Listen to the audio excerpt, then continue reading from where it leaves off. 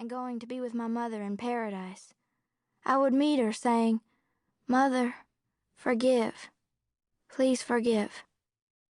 And she would kiss my skin till it grew chapped and tell me I was not to blame. She would tell me this for the first 10,000 years. The next 10,000 years she would fix my hair.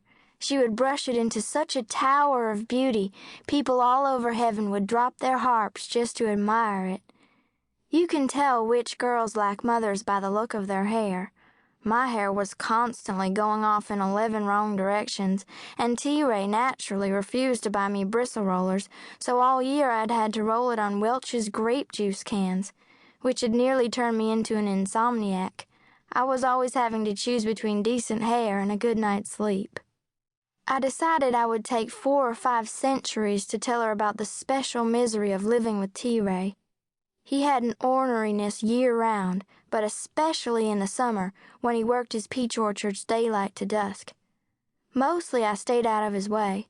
His only kindness was for Snout, his bird dog, who slept in his bed and got her stomach scratched any time she rolled onto her wiry back. I've seen Snout pee on T-Ray's boot and it not get her eyes out of him. I had asked God repeatedly to do something about T-Ray. He'd gone to church for 40 years and was only getting worse.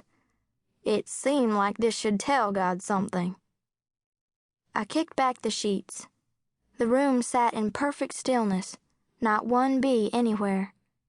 Every minute I looked at the clock on my dresser and wondered what was keeping them. Finally, sometime close to midnight, when my eyelids had nearly given up the strain of staying open, a purring noise started over in the corner, low and vibrating, a sound you could almost mistake for a cat. Moments later, shadows moved like spatter paint along the walls, catching the light when they passed the window so I could see the outline of wings. The sound swelled in the dark till the entire room was pulsating, till the air itself became alive and matted with bees. They lapped around my body, making me the perfect center of a whirlwind cloud. I could not hear myself think for all the bee hum.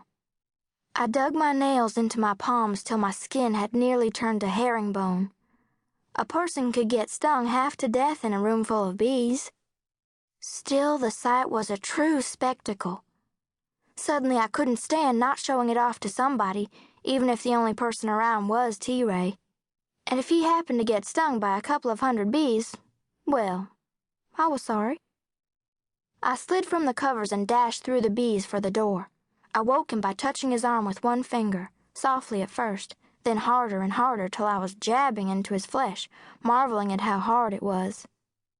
T-Ray bolted from bed, wearing nothing but his underwear.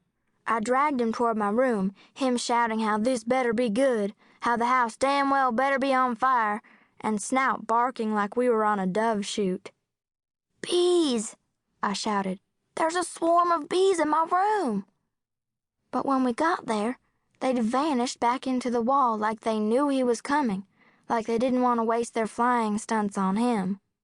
"God damn it, Lily, this ain't funny." I looked up and down the walls. I got down under the bed and begged the very dust and coils of my bed springs to produce a bee. "They were here," I said, "flying everywhere." "Yeah, and there was a goddamn herd of buffalo in here, too."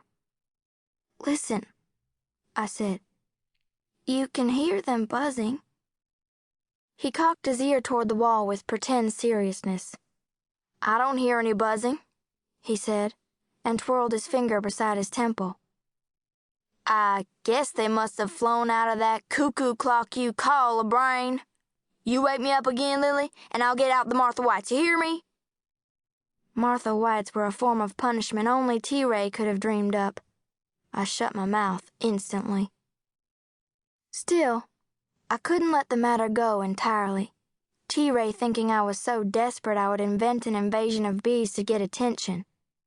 Which is how I got the bright idea of catching a jar of these bees, presenting them to T-Ray, and saying, "Now who's making things up?"